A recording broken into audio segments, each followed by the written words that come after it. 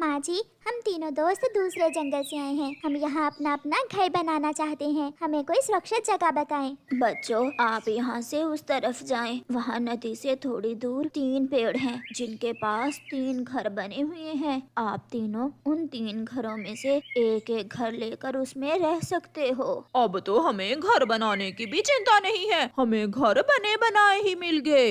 वो तीनों दोस्त खुशी खुशी वहाँ चले जाते हैं। 3 पेड़ और 3 घर थे। उनमें से 2 पेड़ तो हरे भरे थे और उन पर फल भी लगे हुए थे, मगर एक पेड़ सूखा हुआ था जिस पर तो कोई पत्ता भी नहीं था। ये वाला पेड़ और ये उसके साथ वाला घर मैं लूंगा, और मैं ये वाला पेड़ और ये वाला घर लूंगा। तुम दोनों ने फलदार पेड़ लिए और मुझे ये सूखा पेड़ क्यों दे रहे हो? मैं भी फल वाला पेड़ लूंगी। नहीं नहीं, मैं तो अपना पेड़ किसी को नहीं दूंगा। फिर चिड़िया बेचारी वो सूखे पेड़ वाला घर ले लेती है। कौवा अपने पेड़ से मीठे फल तोड़ तोड़ कर खाता है। कबूतर भी अपने फल वाले पेड़ से फल खा रहा था। चिड़िया कौवे के पास जाती है। कौवे कौवे, मुझे भी कुछ फल दे दो, मुझे भूख लगी है। ना ना, ये पेड़ मेरा है और ये फल भी मेरे। मैं किसी को इस पेड़ से फल नहीं दूंगा। तुम बुरे हो, तुम मेरे दोस्त नहीं हो। चिड़िया कबूतर के पास जाती है। कबूतर कबूतर, मुझे बहुत भूख लगी है, अपने पेड़ से मुझे कुछ फल दे दो खाने के लिए। चिड़िया, इस पेड़ पर फल थोड़े हैं, तुम जाकर कौवे के पेड़ से ले लो। मुझे पता चल गया, मेरे दोनों दोस्त ही लालची हैं, मगर ऊपर वाला मेरी मदद जरूर करेगा। चिड़िया रोती हुई वापस बूढ़ी फाख्ता के पास जाती है। माँ जी, कौवे और कबूतर ने फल वाले पेड़ ले लिए हैं और मुझे सूखा पेड़ दे दिया है। वो मुझे अपने पेड़ों से फल भी नहीं खाने देते हैं। बेटी, वो पेड़ तुम्हारी परीक्षा थी। जो लालची होगा उसे नुकसान ही होगा। जाओ बेटी, जो मिला है उस पर सब्र शुक्र करो। चिड़िया बूढ़ी फाख्ता की बात मानकर वहाँ से चली जाती है। ऐसे ही दिन गुजरते गए। कौवा और कबूतर अपने अपने पेड़ों से फल खाते रहे और चिड़िया दूर दूर से दाना ढूंढ कर लाती। एक दिन चिड़िया बहुत निराश होकर अपने पेड़ के पास बैठी हुई थी कि वो पेड़ चिड़िया से कहता है, चिड़िया, मैं सूखा पेड़ नहीं हूँ, बल्कि पतझड़ के कारण मेरे पत्ते गिर गए हैं। जब बहार आएगी तो मैं तुम्हें बहुत मीठे मीठे और स्वादिष्ट फल दूंगा। सच पेड़ जी, मैं जानती थी मुझे मेरे सब्र का फल जरूर मिलेगा। फिर उस दिन के बाद चिड़िया अपने पेड़ को नदी से पानी लाकर देने लगी। देखो देखो कबूतर, चिड़िया सूखे हुए पेड़ को पानी दे रही है। कौवे यार, चिड़िया पागल हो गई है, चिड़िया पागल हो गई है। कौवा और कबूतर अपने पेड़ों का ध्यान न रखते, वो अपने पेड़ों को पानी भी न देते थे। आहिस्ता आहिस्ता उनके पेड़ों से फल खत्म होने लगे और फिर एक दिन कौवे और कबूतर के पेड़ों पर फल खत्म हो जाते हैं। एक लकड़हारा उस जंगल में आता है। कौवे कौवे, मैं ये पेड़ काटना चाहता हूँ, क्या तुम मुझे इस पेड़ की लकड़ियाँ दोगे? ये पेड़ अब मेरे भी काम का नहीं रहा। अगर आप मुझे बदले में कुछ भोजन दे दें तो आप ये पेड़ काट सकते हैं। फिर लकड़हारा कौवे को कुछ दाने देता है और वो पेड़ काट कर बैलगाड़ी पर लाद कर ले जाता है। कबूतर ये सब देख रहा था। अगर वो लकड़हारा फिर से आया तो मैं अपना पेड़ भी उसे दे दूंगा और मैं भी भोजन लूंगा लकड़हारे से। ना खाने की चिंता, ना पीने की चिंता, बहुत आराम की जिंदगी गुजार रहा हूँ मैं। ला ला ला ला ला ला ला ला ला ला।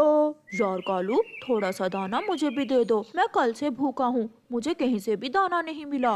अगर मैं चिड़िया का दोस्त ना बन सका तो तुम्हारा कैसे बन सकता हूँ? चल भाग यहाँ से। फिर दूसरे दिन वो लकड़हारा फिर से जंगल में आता है और कबूतर को कुछ दाने देकर उसका पेड़ भी काट कर ले जाता है। अब कबूतर भी खुश था, उसे भी दाना मिल गया था।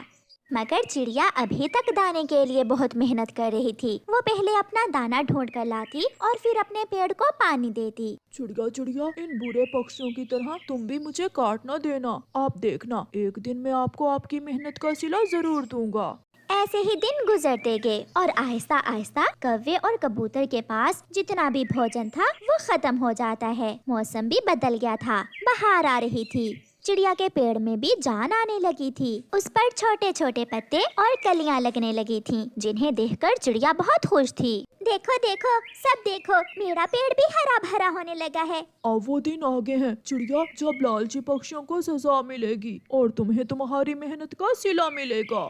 कबूतर और कौवा सारा सारा दिन फिरते हैं, मगर उन्हें कहीं से भी खाना नहीं मिलता। अपने पेड़ तो उन्होंने काट दिए थे। चिड़िया के पेड़ पर लाल रंग के बड़े बड़े अनार लगते हैं। वो अनार बहुत मीठे और स्वादिष्ट थे।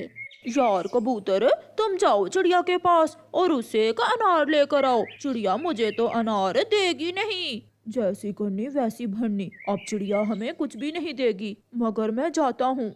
फिर कबूतर चिड़िया के पास जाता है। चिड़िया चिड़िया, हम दोनों भूखे हैं, हमें एक अनार खाने को दे दो।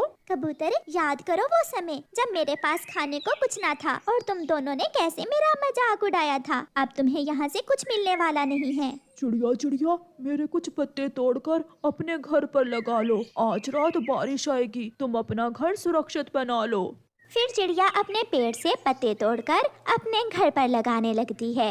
कबूतर कबूतर, हम उसी बूढ़ी फाख्ता के पास जाते हैं और उसे जाकर बताते हैं। ऐसा सोचकर कबूतर और कौवा बूढ़ी फाख्ता के पास जाते हैं। बूढ़ी माँ जी, वो चिड़िया हमें अपने पेड़ से अनार नहीं खाने देती।